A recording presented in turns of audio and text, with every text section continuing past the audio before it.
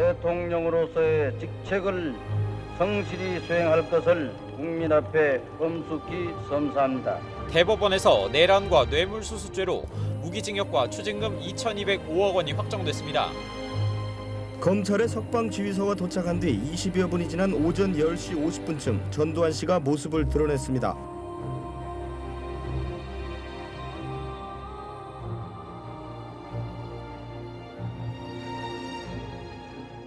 많은데 왜 발생하지 않습니까? 수많은 사람들이 죽었는데 왜 책임지지 않습니까? 왜 책임지지 않습니까? 발포 명령 부인합니까? 왜 이래? 발포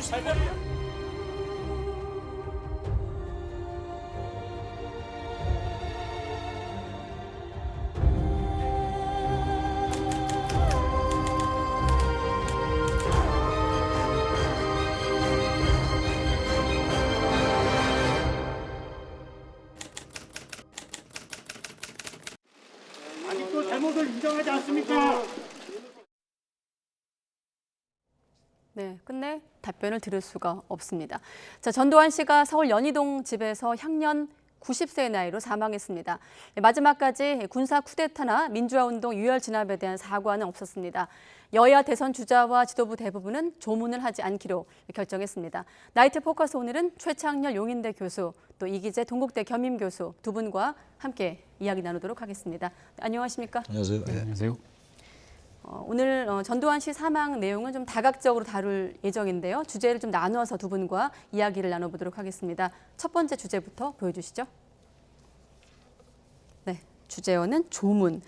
공교롭게도 두 분과 한 달 정도 전에 노태우 전 대통령, 노태우 씨 사망 때도 두 분과 마치 대담을 해서 비슷한 얘기를 했던 기억이 나는데 지금 보면 청와대 대변인도 어쩔 수 없이 전 대통령 호칭을 붙였다가 앞으로 더 언급할 일이 없을 거다 이런 해명을 내놓기도 했거든요. 또 언론들도 뭐 YTN 같은 경우 지금 전두환 씨로 보도를 하고 있습니다만 일각에서는 또 전두환 전 대통령으로 보도를 하면서 이렇게 나눠서 보는 시각들도 있는데 두 분은 어떻게 이 부분 좀 보십니까? 노태우 전 대통령의 경우에는 많이 다르다고 얘기를 했었고 네.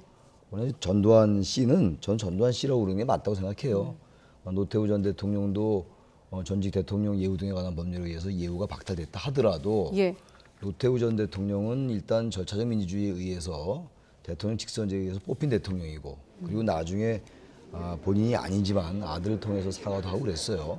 추징도 완납을 했고 전두환 씨의 경우는 전혀 다른 경우입니다. 그리고 지금 이미 언론에서 전두환 씨라고 계속 얘기를 해왔어요. 네. 그래서 이건 당연히 이제 호칭에 있어가지고는 전두환 씨로 부르는 게 맞다고 생각합니다. 일단. 네. 내란죄 등으로 실형을 받은 부분을 아마 감안한 호칭이 아닌가 이런 생각이 드는데 교수님은 어떻게 보십니까? 이제 어차피 이제 전관 예우에 대한 법률상 이제 그 대통령이라는 공식적인 호칭은 이제 사용하지 않게 돼 있기 때문에 사실 일단 뭐 방송이든 공식적인 이제 매체나 이런 이제 공당에서는 아마도 뭐 전두환 씨라고 표현하는 게 맞을 것 같고요. 그러나 일반 우리 국민들은 각자의 뭐 선호에 맞게 그래도 전직 대통령이었는데 전두환 씨라고 얘기하기는 좀 표현이 그렇다라고 하면 전두환 전 대통령이라고 표현을 하든 아니면 전두환 씨라고 하든 또 씨도 붙이기 싫어하시는 분들도 많을 텐데 뭐 자연스럽게 표현하면 되지 않을까 이렇게 생각합니다. 네. 청와대 같은 경우 명복을 빈다면서도 청와대 차원의 조화 또 조문 계획은 없다고 밝혔고 민주당도 전두환 전 대통령에 대한 명복과 애도를 썼다 지우기도 했거든요. 사실 이 같은 논란을 왜 첫 질문을 드렸냐면 그만큼 전두환 씨가 갖고 있는 역사적 어떤 상징성 때문에 이런 호칭까지 논란이 일고 있지 않나 싶어서 첫 질문으로 드려봤습니다. 자, 전 씨 사망 소식이 전해진 오늘 정치권은 싸늘한 분위기였습니다. 여야 대선 주자, 지도부 대부분 조문하지 않기로 했는데 관련 발언 모아봤습니다. 이 전두환 씨는 명백하게 확인된 것처럼 내란 학살 사건 주범입니다. 그런데 이 최하 수백 명의 사람을 살상했던 자신의 사적 욕망을 위해서 국가 권력을 찬탈했던 이 결코 용서받을 수 없는 범죄에 대해서 마지막 순간까지도 국민께 반성하고 사과하지 않았습니다. 이 중대 범죄 행위를 인정하지도 않았습니다. 현재 상태로는 아직 좀 생각을 하지 않고 있습니다. 오늘 전두환 전 대통령 사망했는데 여기에 대한 입장을 말씀 부탁드립니다. 일단 돌아가신 분에 대해서는 삼가 조의를 표하고 유족에게 위로의 말씀을 드립니다. 조문 계획 있으신가요? 그래서 아직 언제 갈지는 모르겠는데 준비 일정을 좀 봐가지고 전직 대통령이시니까 가야 되지 않겠나 이렇게 생각하고 있습니다. 전두환 대통령이 5.18 관련해서 아무런 말씀을 남기지 않고 돌아가셨거든요. 그래 뭐 지금 돌아가셨고 상중이니까 그런 정치적인 얘기를 그분하고 이렇게 관련지어서 하는 거는 지금 시의적절하지 않은 것 같습니다. 네. 네, 오늘은 전두환 씨가 사망했기 때문에 관련 뉴스를 이제 대선 후보의 어떤 발언을 통해서 다루고 있습니다만 공교롭게도 최근에 또 윤석열 후보 같은 경우는 대선 국면에서 발언 논란을 일으키면서 앞서 언급한 대로 좀 대선 국면에서 어떤 후보들의 어떤 역사적 인식에 대한 잣대가 되기도 했습니다. 전두환과 광주 민주화운동 자체가 그렇거든요. 일단 이재명 후보 같은 경우는 내란 학살의 주범이라고 정의하면서 조문은 없다 이런 입장을 밝혔습니다. 이재명 후보 같은 저는 경우는 개인적으로 이재명 후보의 생각에 전적으로 동의를 해요. 이게 이제 아무리 상중이라 하더라도 이건 역사적인 차원에서 접근할 필요가 있는 거거든요. 그런 의미에서 후보들에게 묻는 거거든요. 예. 전두환 씨에 대해서 어떤 생각을 갖고 있느냐, 조문이나 조화라든지 이런 것들. 윤 후보가 의외로 지금 이렇게 얘기한 건 좀 뜻밖이에요. 지난달 19일 날 이 전두환 관련 발언 때문에 좀 홍역을 치렀잖아요. 그리고 광주에 가서 사과도 하고 그랬었는데 예. 이럴 때 차라리 진정성을 보여준다는 의미에서 좀 이렇게 있을 수 없다, 조문 같은 거 없다라고 얘기하는 게 오히려 좀 좋았을 텐데 그건 뭐 윤 후보의 생각의 문제니까 인식의 문제이기 때문에 네. 뭐 탓할 수는 없다 하더라도 이재명 후보와 윤 후보가 아무튼 간에 이 생각이 상당히 차이가 있는 것 같아요. 나중에 이제 조문 계획이 없다고 발표를 했습니다만 네. 윤석열 후보 측에서 일단은 처음에 이렇게 얘기한 게 상당히 이제 결의 차이는 있다라고 생각을 합니다. 근데 그건 지난달에 그 발언도 있었기 때문에 좀 이런 부분은 역사 인식에 입각해서 이건 뭐 상중이다 이런 표현보다는 5.18을 진압을 하고 그리고 전두환 씨의 경우는 앞으로 얘기를 하겠습니다만 네. 대한민국 국민을 학살한 사람이에요. 군사를 동원해가지고 말이죠. 이런 것들을 우리가 감안한다면 우리 역사가 너무 이제 후하게 대접을 했던 게 아닌가 생각이 들어요. 전두환 씨에 대해서. 네. 앞서 교수님께서 전두환 씨 사망에 대한 어떤 호칭 문제도 그렇고 좀 국민 자유의 어떤 생각에 맡겨야 된다는 대목도 있다고 말씀하셨는데 대선 후보에 한해서는 어떻게 보십니까? 그러니까 이제 일반 우리 국민들 입장에서는 아무래도 우리가 좀 유교 문화권에 있고 그러다 보니까 이제 원수라 하더라도 어떤 죽음 앞에서는 좀 관대한 그런 측면이 있지 않습니까? 그러기 때문에 아마도 이제 상중을 이제 당했기 때문에 상을 당한 입장에서는 이제 애도를 표하는 게 기본적인 것이다라고 생각해서 아마도 민주당에서도 처음에 그런 차원에서 이제 애도 표시에 대한 메시지가 저는 나왔다고 보고 예. 그래서 뭐 윤석열 후보 입장에서도 뭐 전직 대통령이니까 가봐야 되지 않겠나라는 이제 단순한 이제 얘기를 했는데 저는 이게 약간 이제 인간적인 차원에서는 얘기할 수 있지만 대선 주자의 정치적 발언으로서는 부적합하다 이런 생각을 합니다. 왜냐하면 지난번에 사실 그 전두환 전 대통령의 어떤 그 옹호 발언이라는 게 사실 뭐 12.12 구태타라든가 5.18 학살에 대해서 옹호한 것은 아니었고 단지 사람을 잘 썼다 이런 걸 얘기하다 보니까 이게 옹호한 발언으로 비춰져 갖고 굉장히 애를 먹지 않았습니까? 네. 그래서 얼마 전에 이제 그 국민의힘의 후보가 된 뒤에 이제 11월 10일쯤 됐었죠. 광주에 가갖고 또 5.18 묘역에서 머리를 숙이고 광주 시민들에게 또 사죄를 하고 이랬는데 불과 뭐 한 13일밖에 안 지났는데 오히려 이런 기회가 생겼으면 저는 단호하게 본인의 역사의식을 좀 드러내는 기회로 오히려 삼았으면 좋지 않았을까. 그런데 아마도 좀 그 어떤 사망 소식을 알게 되면 캠프 차원에서 좀 긴밀하게 좀 대응을 해서 후보의 뭐 메시지를 준비해 갖고 좀 했었어야 되는데 그런 게 좀 늦어지면서 아마도 이제 행사장에 나와서 그냥 즉흥적인 그 대답을 하지 않았나 싶고 뭐 인간적인 측면에서 윤석열 후보의 말을 뭐 이해를 못하는 바는 아닙니다만 대선 후보로서 정치적 발언으로서는 결국 좀 부적합하다고 생각하고 다행히도 뭐 2시간 후에 조문을 가지 않는 것으로 결론을 냈기 때문에 네. 다행히 더 뭐 논란이 확산되는 건 막을 수 있었다 이런 생각입니다. 2시간여 만에 말씀하신 대로 그러니까 조문을 당초에 가겠다고 했다가 입장을 번복했습니다. 조문 가지 않겠다. 오히려 지금 교수님께서는 이번 기회에 윤 후보가 좀 역사 인식을 드러내는 기회일 수도 있었는데 놓쳤다 이렇게 말씀하셨거든요. 저도 뭐 그런 측면에서 아까 말씀드린 거고 이거는 뭐 표를 의식하고 이런 차원보다도 우리가 뭐 자연인이다 또 후보다 이런 차원 이전에 전두환 씨 하면 생각나는 게 일단 뭡니까? 12.12 쿠데타, 5.18 민주화 운동에서 국민들을 학살한 것, 그리고 7년 동안 물론 뭐 경제는 그동안 괜찮았다는 측면이 분명히 있다 하더라도 삼천교육대, 네. 언론 통폐합, 얼마나 나쁜 일을 많이 했어요. 박종철 군 탁치면 억하고 죽었, 탁치니까 억하고 죽었다라는 거 87년도에. 이게 전부 전두환 때 일어난 일들이거든요. 일단 여기에 대한 분노 같은 게 좀 있었어야 돼요. 저는 그렇게 봐요.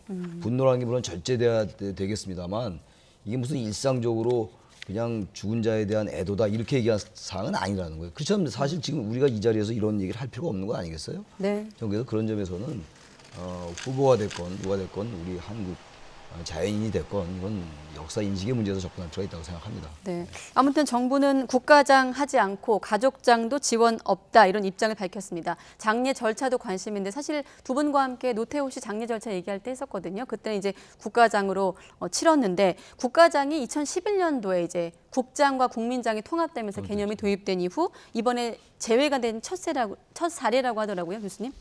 그러니까 이제 그 국가장, 국민장, 가족장, 국장 이렇게 나눠져 있다가 네. 이제 국가장으로 이제 통일이 됐습니다. 그 이후에 사실 국가장법에 근거하면 전직 대통령은 국무회의의 의결을 통해서 국가장을 하게 돼 있어요. 그래서 현행 법으로는 사실 전두환 전 대통령도 국무회의 의결을 거쳐서 사실은 국가장으로 가든가 국가장을 안 하든가라고 그 결정을 해야 되는 상황입니다. 예. 현행 법으로는. 근데 뭐 다행히 이제 뭐 가족들이 이제 가족장으로 결정을 했기 때문에 더 이상의 논란은 없는 것 같고요. 그래서 그 문제는 앞으로도 법 개정을 통해서 좀 더 그 규정을 좀 면밀하게 좀 세워야 된다 이런 생각이 있고 역시 뭐 전직 대통령의 예우도 이제 다 이분 전두환 대통령은 없습니다. 금고 이상의 형이 확정됐기 때문에 네. 그래서 뭐 국립묘지에 안장도 할 수 없고 그건 이제 내란죄를 저질렀기 때문에 등등해서 뭐 아무런 사실 뭐 어떤 법적 지위나 그 법의 보호를 받을 수 없는 위치에 있다고 보여집니다. 네, 지금 국립묘지 안장 부분 말씀하셨는데 전두환 씨가 생전에 국립묘지 안 가겠다는 뜻을 이제 측근을 통해 밝혔는데 정확히 말하면 못 가는 겁니다. 왜냐하면 내란죄로 실형 선고를 받아서 국립묘지 안장이 불가한 거 아니겠습니까? 국립묘지법이라는 게 있어요. 네. 국립묘지법에 의하면 전직 대통령의 예우가 박탈되면 안장할 수가 없어요. 이건 더 이상 뭐 법률적인 논란의 여지가 없는 것이고 네. 설령 법률에 의해서 가능하다 하더라도 국민 정서라는 게 있잖아요. 지금 전두환 씨를 그 국립묘지 안장한다라는 그걸 받아들일 수 있겠나요? 물론 전 국민 개개인 볼 때는 뭐 다른 생각을 가진 분이 있다 하더라도 네. 이거는 법률적으로는 뭐 당연히 정리가 돼 있는 것이고 법률 이전의 문제다라고 다시 제가 강조를 하는 겁니다. 예. 네. 자, 다음 주제 보도록 하겠습니다. 네, 주제어 주시죠. 네, 사실상 이제 사과 부분은 고인이 됐기 때문에 물리적으로 불가능해졌고 남은 건 이제 진실 규명 부분 아니겠습니까? 자, 어떻습니까? 지금 생전 과오에 대해서 이미 여러 차례 사과했다고 측근들이 설명을 하고 있는데 뭐 발포 명령은 한 적이 없는 만큼 책임도 없다 이런 발언이 측근으로부터 나왔거든요. 민정기 전 청와대 공보비서관 발언 듣고 두 분과 이야기 이어가겠습니다. 몇 차례 그런 말씀하시고 백담사 계실 때도 그렇고 그 외에도 백일기도 같은 것을 하시면서 강수 그 당시 그 피해자나 유가족들에 대한 여러 가지 위로의 말씀 같은 거는 계실 때마다 여러 차례 하셨다니까요. 그 여기 연희동에 돌아오신 후로도 사찰에 가서도 그런 기도를 하시고 백일기도도 하시고 뭐 여러 차례 그런 걸 하셨어요. 그리고 그 이상 더 어떻게 합니까?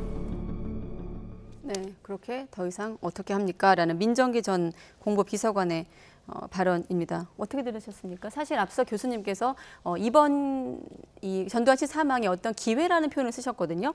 바꿔 말하면 이런 측근들에게도 좀 기회가 되는 자리가 될 수도 있었을 텐데요. 그래서 이 측근이라는 분들에게 그런 걸 기대한다는 자체가 잘못된 것 같아요. 전 민정기 공보비서관 했던 분인가요? 저번 네. 말씀 들어보니까 어떻게 저런 말을 할 수가 있는가라는 생각이 들어요. 사람을 500명 이상 몇백 명을 죽여놓고 위로의 말씀 드렸다는 말이 어떻게 가능한 건지 그래도 명색이 이른바 그야말로 전직 대통령을 모셨다는 분의 말씀이 저렇게 나온다는 게 이해가 안 가는 것이고 네. 저분뿐만이 아니에요. 아까 보니까 장세동 전 안전기획부 국가안전기획부 부장했던 분 네. 그분도 마찬가지 입장인 것 같더라고요. 그리고 이제 이따 얘기가 나올지 모르겠는데 전두환 씨의 부인이 이순자 여사는 또 전두환 씨가 뭐 민주주의 아버지란 말까지 했어요. 대한민국 민주주의 아버지다 남편이. 도대체 어떤 인식에서 그런 말이 가능한 건지 이해가 도저히 안 가는 것이고, 그리고 이 사과라는 거는 우리가 누누이 얘기하는 겁니다만 우리 국민이 어떻게 받아들이냐의 문제예요. 사과는 단어를 쓴 적도 없고, 그리고 어쨌든 발포 명령이나 이런 것들, 그리고 자신이 그때 합수 부장을 하면서 권력이 모아지고 나서 쿠데타 일으키고 권력을 찬탈하고 이런 과정이 있잖아요. 근데 이런 거에 대한 전혀 얘기 없이 위로 말씀드렸다, 우리 백담 사와서 기도했다, 이런 말 가지고 사과를 했다라고 얘기하는 이 인식, 이 경박함, 천박함 도저히 받아들일 수가 없다는 겁니다. 네. 방금 교수님께서 장세동 전 국가안전기획부장 언급하셨는데 뭐라 그랬냐면요. 다시 한번 전해드리겠습니다. 그런 건 묻는 것 아니다. 지금 자신한테 물어봐야 아무것도 모르겠다. 추가로 사과 입장 발표할 것 없느냐는 기자 질문에 침묵으로 일관했습니다. 네, 교수님은 어떻게 보십니까? 그러니까 이제 지금 전두환 씨를 따르던 현재 그 무리들은 아직도 생각을 그렇게 하고 있는 거예요. 뭐냐면 그 시민들이 먼저 그 총을 무기고를 털었기 때문에 결국 군사력을 동원해서 진압할 수밖에 없었다. 그래서 진압 과정에서 그 시민들이 어떻게 보면은 이제 사상자가 많이 나왔지 않습니까? 수백 명이 나오고 뭐 다친 사람들까지 하면 뭐 3,000명이 넘는데 이제 그런 피해가 있었다는 어떤 그런 상황, 그리고 그 결과에 대한 사과들을 그 여러 번 했거든요, 실제로는. 근데 그 원인에 대한 사과를 안 한 거거든요. 그러니까 그 발생 동기, 그 당시에 이제 어쨌든 군인이 이제 발포를 했는데 그 발포의 책임자도 지금 아직 밝혀져 있질 않거든요. 그러니까 그런 문제에 대해서 지금 이 어떤 진실 규명의 문제, 그다음에 어떤 그 확실한 책임 있는 사과, 이런 것들을 이제 계속 이제 5.18에 이제 광주 민주화운동에 연루됐던 분들이 계속 그 제기하는데, 결국은 이거를 이제 그 확실하게 매듭을 짓지 못하고 이제 전두환 전 대통령이 이제 사망하게 돼서 영원히 이제 역사적으로는 굉장히 뭐 미제의 사건으로 이제 남게 돼버렸고, 그래서 참 현대사 측면에서 보면은 이런 것들이 깔끔하게 매듭 짓지 못하면서 새로운 단계로 넘어가야 되는 그런 지점에서 좀 아쉬움이 좀 남는 그런 상황입니다, 지금. 네, 앞서 최 교수님께서 부인 이순자 씨 얘기를 했는데 남편이 대한민국 민주주의의 이제 아버지다라면서 군사 독재를 미화하려 했다라는 발언 하셨는데 최근에 이제 노태우 씨 같은 경우도 가족과 좀 비교가 됩니다. 또 생전에 추징금을 완납한 부분, 자녀를 통해 사과한 부분과 좀 대비가 되고 있는데 역시 같은 질문인데 최소한의 기회를 가족들이 역시 놓칠까요? 어떻게 보십니까? 기회를 아무리 줘도 인식이 안 되는 걸 어떻게 하겠어요? 네. 사실 억지로. 사과를 한다 하더라도 진정성이 의심받을 수도 있을 텐데 말이죠. 전두환 씨 아무리 남편이지만 민주주의 아버지라는 게 도대체 어떤 논리 구조로 가능한지 도저히 이해가 안 가요. 민주주의라는 거에 대한 뭐 개념이 일단 뭐 모르는 것이고, 네. 그리고 왜 민주주의의 아버지인지 제가 좀 생각을 해보면 지금 이런 얘기 한다는 것 자체가 사실은 의미가 없는 것 같은 생각이 들어요. 이분들 측근이라는 분들도 그렇고 네. 부인도 그렇고 말이죠. 지금 사람을 그렇게 많이 죽여놓고 권력을 찬탈하고 구태타하고, 그리고 그동안 7년 동안 그 이른바 통치를 하면서 얼마나 많은 민주주의를 배제하고 억압하고 단합하고 그러지 않았어요? 근데 이게 어떻게 민주주의 아버지라고 얘기를 하고, 그리고 이 측근이라는 분들도 별 어떤 그 뉘우침 없이 이렇게 얘기를 할 수 있는 건지, 대한민국의 역사가 아직도 바로 서지 않았다라는 생각밖에 들지 않습니다.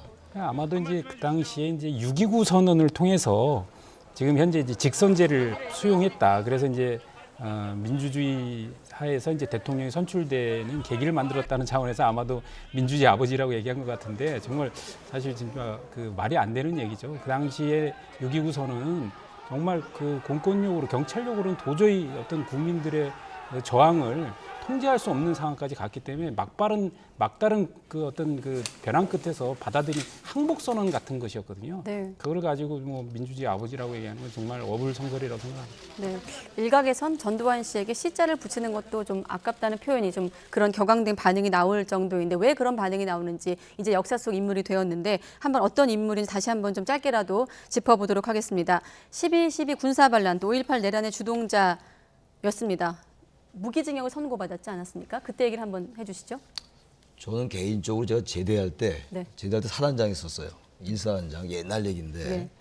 그리고 이제 TV 화면에 이제 전두환 그때 합수부장 얼굴이 나오더라고요. 박정희 전 대통령 이제 암살되고 난 다음에. 그때 나와서 이제 80년대에 복학을 하니까 이른바 이제 그때는 이제 학생들 표현을 그대로 보면 전두환이 쳐들어온다. 그러니까 전두환은 사실은 그때 이제 코트를 한다면, 인용을 한다면 공포의 대상이었어요. 5.18 전에도. 5월 그 13일 날 14일 날 이 서울시 전역에서 그 전국에서 올라온 대학생들이 시위라고 그랬었잖아요. 예. 그리고 난 다음에 5.18, 5.17 이제 24시에 비상계엄이 전국으로 확대되고 제주도까지 이러면서 5.18이 들어갔던 거거든요. 그리고 난 다음에 이제 유신헌법에 의해서 11대 대통령이 되고 그다음에 또 개헌을 해가지고 또 7년 단위로 한답시고 해서 대통령이 2번 된 거예요. 11대, 12대 대통령이에요. 그리고 7년 동안 한 거죠.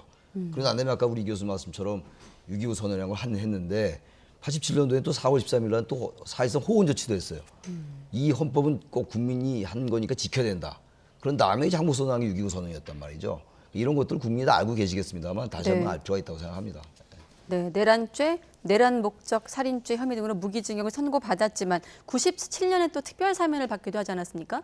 네, 김영삼 전 대통령 임기 말에. 그렇죠. 그러니까 제가 알기로는 전두환 대통령은 그 사형이 구형됐었고 그 노태우 전 대통령 아마 무기징역이었던 것처럼 기억을 하는데 그 사실 전두환 전 대통령 같은 경우는 본인이 이렇게 그 감옥 생활을 할 거라고 생각은 못하면서 아마 권력을 노태우 전 대통령한테 물려줬다고 볼 수 있죠. 그렇지만 노태우 전 대통령이 그 권력을 어떻게 보면 문민정부에 이제 김영삼 대통령이 이제 문민정부가 들어서면서 근데 YS 그러니까 문민정부의 김영삼 대통령이 5.18 문제에 대해서 그냥 넘어가질 않았고 그다음에 이제 5.18 문제뿐만 아니라 굉장히 경제적으로 부정부패를 많이 저질렀거든요. 그런 것들을 전부 해서 여러 가지 이제 특가법상 뇌물수수까지 포함해서 형을 선고했고 그 과정에서 이제 투옥된 이후에 한 2년 정도 아마 실형을 살고 나와서 이제 그 사면을 해준 거죠. 사면을 해줬고 그 이후에 거의 칩거 생활을 했고 노태우 대통령은 전혀 밖으로 나오질 않았는데 전두환 대통령은 그 이후에도 간헐적인 활동을 했고 최근에는 이제 회고록까지 발간하면서 또 그 회고록에서 또 다시 이제 이제 조비오 신부에 대한 여러 가지 이제 비난을 하면서 이제 사자 명예훼손 훼손으로 이제 논란까지 이어지는 굉장히 그 권력을 한 7년 잡으셨는데 그 이후에 지금까지 수십 년간을 사실 굉장히 어둠 속에서 생활하셨다고 봐야 될 것 같습니다. 네, 이 참고로 지금 약간 헷갈릴 수 있을 것 같아서 내란죄나 이제 수뢰죄 관련해서 검찰이 이제 구형을 한 건 사형이었는데 최종 아마 대법원 상고심에서 전두환 씨는 무기징역, 노태우 씨는 징역 17년이 최종 확정된 것으로 알고 있습니다. 다시 한번 좀 기억을 해보도록 하겠습니다. 다음 주제는 보도록 하겠습니다. 자, 추징금 전체가 이제 2,205억 원입니다. 그 중에서 한 43% 정도 남아 있습니다. 오늘 기준으로 한 956억 원 정도라고 하는데, 자, 전두환 씨가 사망하면서 추징금이나 재판 부분 어떻게 되는지 궁금해 하시거든요. 어떻게 되는 겁니까? 환수 가능한 겁니까? 추징금은 아마 추징하기 어려울 것 같아요. 추징금이 이제 가족이라든지 타인에게 양도되지 않는다고 그럽니다. 양도되지 않기 때문에 추징금을 국가가 환수하기는 좀 어려울 것 같고 지금 지방세 체납도 있어요. 지방세 체납 같은 경우도 이제 그 압류한 물품 같은 거 이런 걸 이제 공매해가지고 처분을 해야 되는데 이것도 얼마나 그 지방세 체납한 금액이 많은지 모르겠어요. 지금 현재는. 그래서 지금 아까 이제 노태우 전 대통령의 추징금과도 이제 비교를 했습니다만 세금도 체납을 하고 추징금도 거의 1,000억이나 이제 미납한 상태. 그래서 사실 이걸 국가가 환수하기도 어려운 이런 상황에 왔다는 거죠. 사과나 이런 거 이전에 전혀 그야말로 적어도 7년 동안에 대통령을 했던 사람으로서의 최소한의 명예라고 할까? 그런 최소한의 양식, 양심, 상식 이런 것조차 전혀 없다라고 볼 수밖에 없다라는 거죠. 네, 환수가 가능한 건지에 대해 설명해 주셨는데 지금 지방세 같은 경우도 9억 8,200만 원을 내지 않아서 고액 체납자 명단에도 좀 올라 있더라고요. 네, 그러니까 이거는 이 지방세는 이제 전에 이제 그 아들에게 이제 명의 신탁을 해서 넘긴 이제 부동산 그것 때문에 이제 납부해야 되는 지방세가 생겼고 그 지방세가 이제 납부하지 않음에 따라서 이자까지 붙어서 이제 9억 8,200 정도 됐다고 하더라고요. 그래서 이 부분은 결국 이제 세금은 그 대를 이어서도 내야 되거든요. 그런 차원에서 보면 이제 재산을 이제 아들들이 이제 상속을 할 경우에는 이 세금을 납부해야 되는데 이제 상속 자체를 안 하게 되면 이 부분에 대해서도 징수를 할 수가 없는 상황입니다. 그런데 여태까지 지금 그 전두환 그 전 대통령의 여러 가지 그 뭐 그림이라든가 병풍이라든가 등등을 지금 공매 처분되고 있는 게 있어 갖고 거기서 뭐 다행히 뭐 일부 정도는 이제 세금으로 하겠지만 대부분은 이제 회수를 못 하고 끝날 거 아닌가 이렇게 좀 전망을 하고 있습니다. 네. 그 97년에 앞서 말씀드린 대로 대법원에서 이제 무기징역 선고하면서 추징금도 그때 천문학적 이제 액수가 확정이 됐는데 그때 나온 말이 29만 원 아니겠습니까? 많은 분들이 기억하실 텐데. 2003년도에 이제 가진 재산이 29만 원밖에 없다가 유명한 얘기죠. 네. 온 국민이 다 이제 회자됐던 얘기입니다. 네. 네, 잠시 뒤에 또 그 발언을 언급할 일이 있을 것 같아서 다음 주제 또 넘어가 보도록 하겠습니다. 네, 추징금과 함께 그럼 나머지 관련된 재판은 어떻게 되는 것인가라고 또 이제 관심들을 갖고 있습니다. 재판은 어떻게 되는 겁니까? 형사 사건 같은 경우는 이제 공소 기각인가요? 이렇게 절차를 밟아간다고 하는데 어떻게 전망하십니까? 어차피 이제 당사자가 세상을 떠났기 때문에 네. 더 이상 지금 이제 사자 명예훼손이 있잖아요. 조비오 신부에 대한 거. 네. 29일에 항소심. 항소심인데 그 항소심도 이제 할 수가 없는 것이고 공소기각으로 갈 수밖에 없을 거예요. 이 부분은 형사법상은. 네. 네. 민사는 좀 다른가 봐요. 그러니까 민사는 지금 그 어쨌든 명예훼손과 관련해서 그 전두환 전 대통령만 한 게 아니라 이제 그 유족 측에서 그 전제국 아들에 대해서도 네. 같이 이제 민사를 걸었기 때문에 아들이 손해배상 소송 걸려 있습니다. 그래서 예. 그 소송은 계속 진행 이 절차를 밟아서 승소하게 되면 어떤 민사상의 어떤 그 손해배상은 어느 정도 받을 것으로 예상을 합니다. 네, 알겠습니다. 자, 앞서 건강 호소하면서 뭐 여러 가지 뭐 그 생전 행적들이 있습니다. 건강 이상 호소하면서 재판 참석도 안 하는가 하면 뭐 많은 분들 기억하신 대로 알츠하이머 앓고 있다면서 또 골프를 치러 다니는 모습에 공분을 사기도 했는데 생전 행적들 한번 모아봤거든요. 한번 들어보시죠.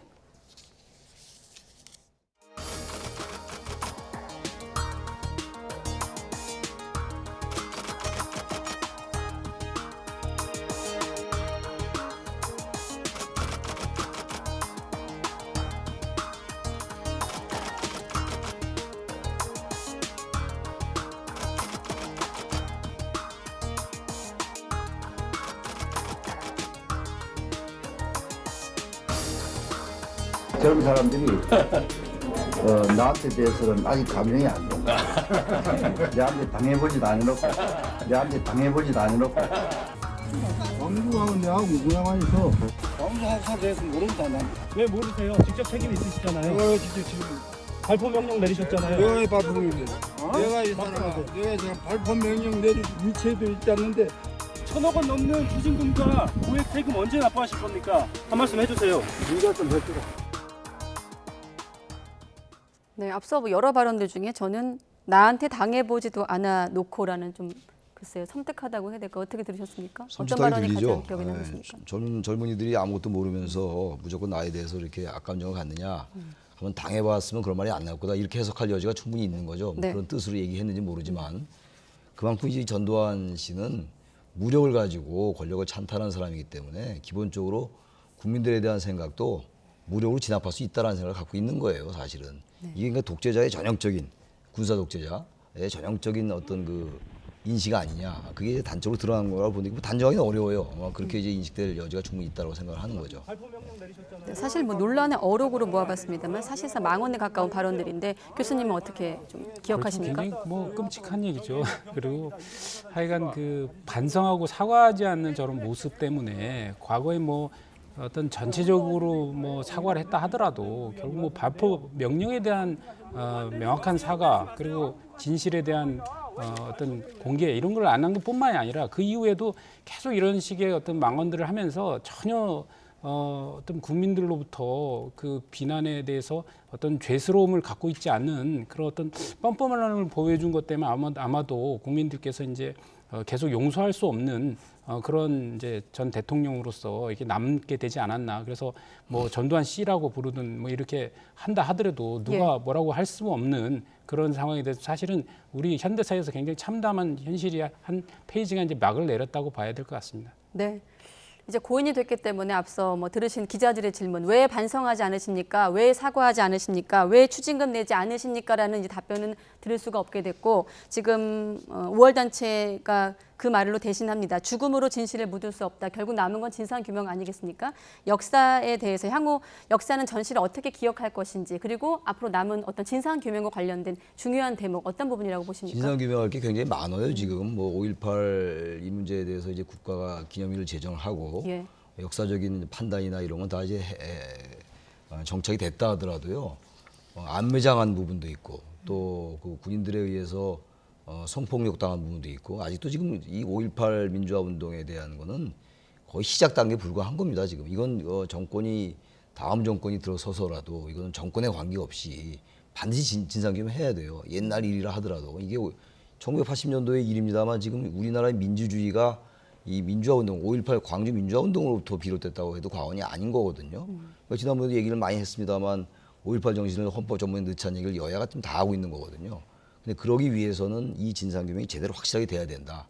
발포 명령자도 알아내야 되는 것이고 안매장한 부분도 그렇고 그때 병력 이동 사항 그렇고 이런 게 하나도 지금 알려져 있지 않아요, 사실은. 그래서 이거는 우리가 미완의 과제로 계속 해 나가야 된다고 생각합니다. 네.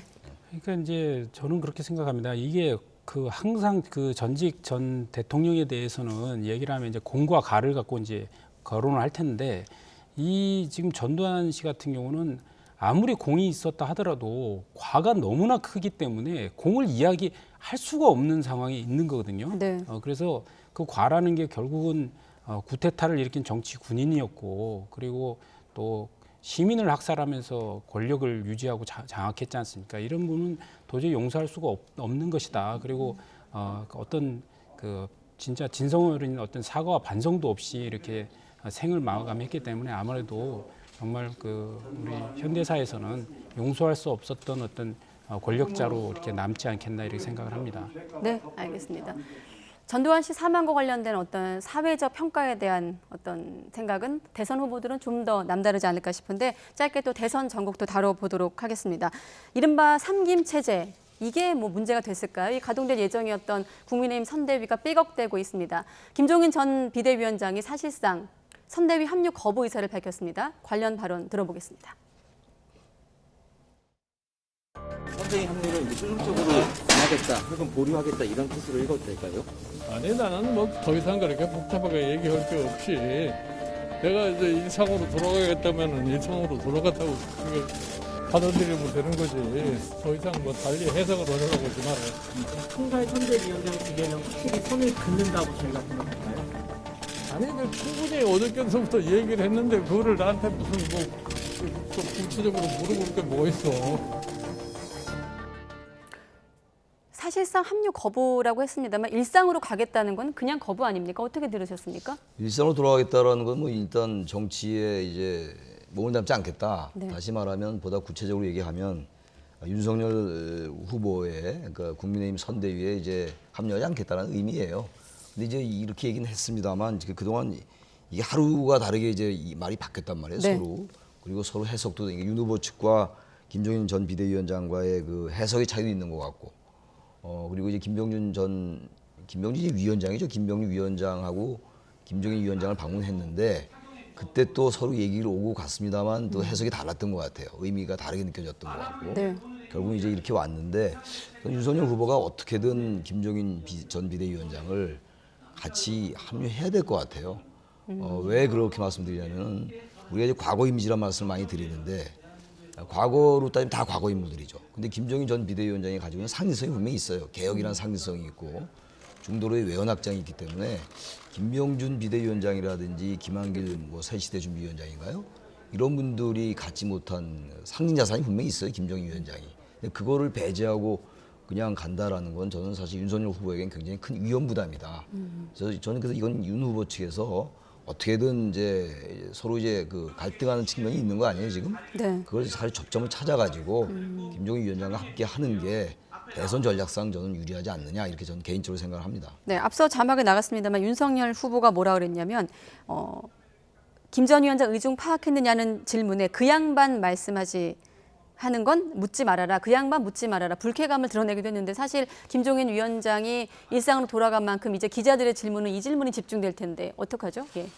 그 표현 자체가 뭐 그 양반 뭐 이런 식의 그런 표현들을 즐겨 쓰시는 것 같아요. 윤석열 후보가. 그래서 무슨 뭐 뭐 비하하려는 표현이라든가 뭐 이런 건 아닌 거로 보여지고요. 네. 다만 이제 그 뜻에서 알 수 있는 것들은 이제 충분히 의견 전달은 했다.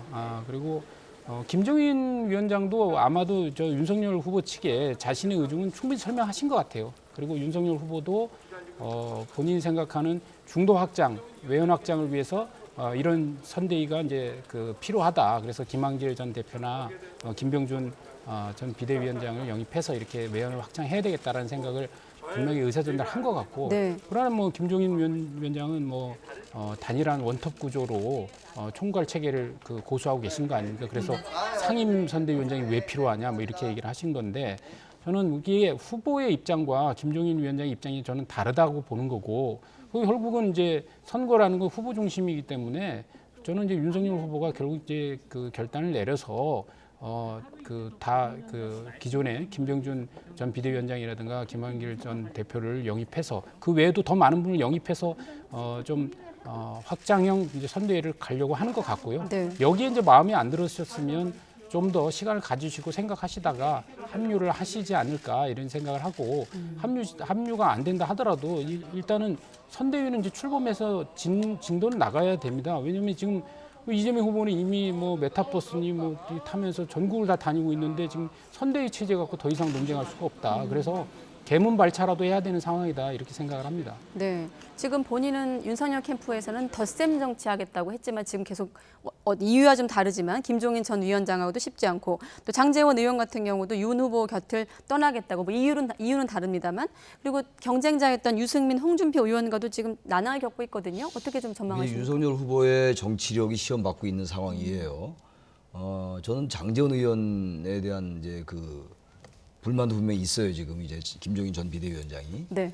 그러니까 보도에 따르면 윤석열 후보가 좀 장제원 의원에게 상당히 많은 고마움을 느낀다는 거 아니에요? 지난번 이제 국정감사 때부터 그랬고 여러 가지 검찰총장 시절부터. 네. 근데 이런 것들에 너무 집착할 필요가 없다. 제가 하나 말씀드리고 싶은 게, 장제원 의원 본인의 문제가 아니라 본인의 아들이 지금 기소된 상태란 말이에요. 그 젊은 사람들에게는 뭐 젊은 사람들뿐만이 아니라 많은 지탄을 받는 이제 그런 혐의로 기소가 된 상황이기 때문에 선거라는 게 그런 게 굉장히 영향을 주거든요.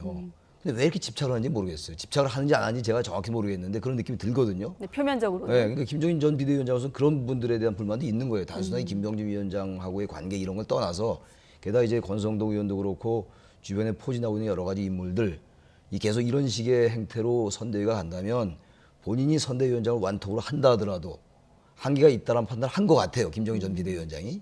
그렇다면 이걸 좀 맞춰주는 게 맞다. 후보니까 이제 당 구성권도 있고 선대위 구성권이 있습니다만, 윤 후보는 당대표를 했거나 이런 후보가 아니란 말이에요. 그러면 일단은 선거 승리가 목적이니까 김종인 비대위원장에게 충분히 이제 공간을 마련해 주면서 그다음에 다른 사람들에게 공간을 마련하는 쪽으로 가야지, 너무 이걸 자꾸 갈등하는 쪽으로 양쪽을 견제하겠다. 그래서 그런 생각으로 가는 건지 모르겠는데, 그건 전 전략상 맞지 않는다. 네. 굳이 소탐 대시할 필요가 있는가라는 어떤 그런 생각이 들어요. 네. 이 교수님께 이렇게 질문 드릴게요. 홍준표 의원과 유승민 전 의원은 뭐 전화도 받지 않는다고 하던데 왜 거리두기를 하는 겁니까? 이 두 사람의 속내를 한번 질문 드리면 어떻게 예상할 수 있을까요? 아무래도 이제 경선 과정에서 이제 윤석열 후보에 대한 이제 비판을 많이 했지 않습니까? 그리고 그런 본인이 충분히 윤석열 후보보다는 훨씬 더 흠도 없고 능력도 가진 후보라고 주장을 해왔기 때문에, 네. 그동안 이제 얘기했던 것에 대한 어떤 일관성 측면에서도 좀 시간을 가질 필요가 있다 이렇게 보시는 것 같고, 또 윤석열 후보 입장에서 더 적극적으로 구애를 해야 된다고 저는 생각하고, 그러면 각각의 이제 홍준표 후보뿐만 아니라 그다음에 이제 유승민 후보도 정말 정책 분야에서 능력이 있는 분 아닙니까? 그래서 적극적인 영입 활동을 해야 된다고 생각합니다. 그리고 단지 이제 두 분 같은 경우는 지난번 대선에도 한번 출마하셨고 이번이 어떻게 보면 마지막 대선 도전이라고 생각했기 때문에 향후 정치적 입지에 대한 것들을 이제 고려해서 캠프에 어떤 향후 입지 때문에 단순 참여 형식으로는 하지 않을 거기 때문에 결국 네. 마음으로 이제 도움을 호소해야 움직이실 거다 이렇게 전망합니다. 네. 자, 이번엔 민주당 이재명 대선 후보 행보도 보겠습니다. 선대위 쇄신 작업에 속도를 내고 있는데 마침 YTN 프로그램에 뉴스키에 출연을 했습니다. 어떤 이야기를 했을까요? 가능하면 이 선거 선대위 조직을 또 슬림화하고 스마트화하고 정말로 역량 중심으로 또 초선, 재선 뭐 가리지 말고 또 현역, 원외 또는 외부 인사 가리지 말고 진짜 실력 중심으로 재구성하자라는 그 준비를 하고 있습니다. 저는 가급적이면 나이를 좀 이렇게 가리지 말자 이런 입장입니다. 네, 나이를 가리지 말자.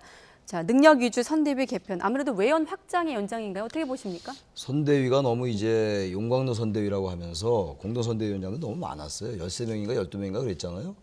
그러다 보니까 책임과 권한도 분명치 않고 지나치게 규모만 컸는데 잘 움직이지 않고 이런 것들에 대한 문제의식이 있는 거죠. 그리고 또 지지율이 그러면서 이제 박스권에 갇히게 되고 이러다 보니까 위기의식을 느낀 건데 선대위를 슬림화하고 그리고 이제 아마 측근들을 이제 실무진에 배치하면서 보다 빠르게 움직이게 할 거라고 그럴 것 같아요. 성남시 팀이라든지 경기도 팀이라든지 이런 팀이 좀 움직일 수 있게 하는데 본인의 문제도 같이 이제 들여다볼 필요가 있어요. 지난번에 주 4일제라든지 음식점 총량제 이런 게 약간 논란을 불러일으켰거든요. 그러니까 모든 걸 당에다 또 이렇게 책임 있는 것처럼 하면 당이 안 움직일 수가 있어요. 그러니까 당과 후보 캠프가 같이 이렇게 선순환 쪽으로 갈 필요가 있다는 생각이 들고 아마 그런 쪽으로 가지 않을까라고 생각을 합니다. 네. 짧게 그럼 디지털 대전환 첫 공약으로 선대위 차원의 어떤 첫 공약인데 어떻게 평가하십니까? 의미가 있는 것 같아요. 지금 제4차 혁명도 그렇고 디지털 혁명이라는 게 우리가 어쨌든 벤처 산업이라든지 이른바 스타트업 기업을 통해서 이 성장이라든지 고용을 창출해 나가야 되는 거니까 135조인가를 투자하겠다는 거 아닙니까? 그런 건 어쨌든 1호 공약으로서 선대위가 출범하고 처음 이제 공약인데 네. 직접 이제 발표한 거 아니에요? 나름대로 의미가 있는 것 같습니다. 그 뭐 디지털 대전환은 어차피 모든 후보가 다 이야기하는 것이고 또 앞으로 우리가 가야 될 세상이고요.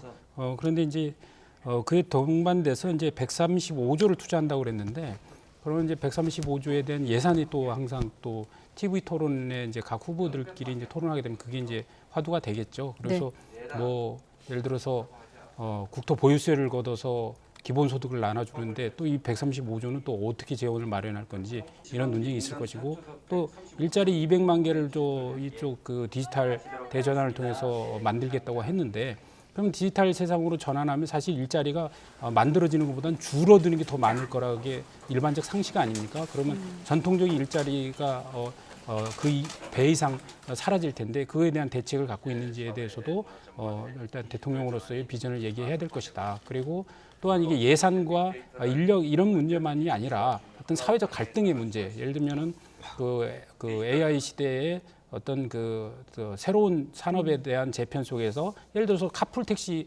공유 차량을 한다고 그러면 택시 업계에서 반대를 하고 그다음에 뭐 원격 진료를 한다 그러면 또 의료업계에서 반대할 거 아닙니까? 그다음에 자율주행을 한다 그러면 또 관련해서 여러 가지 교통 관련한 법규가 규제의 대상이 돼서 그런 걸 못 하고 있는데 이런 것들을 어떻게 해결해 나갈 것인지에 대한 더 그 깊이 있는 토론들이 좀 더 수반될 것으로 예상합니다. 네, 알겠습니다. 자, 이재명의 선대위 쇄신 그리고 또 윤석열의 선대위 구성 앞으로 지지율의 흐름과 함께 지켜보도록 하겠습니다. 최창렬 용인대 교수, 이기재 동국대 겸임 교수 두 분과 함께했습니다. 고맙습니다. 네.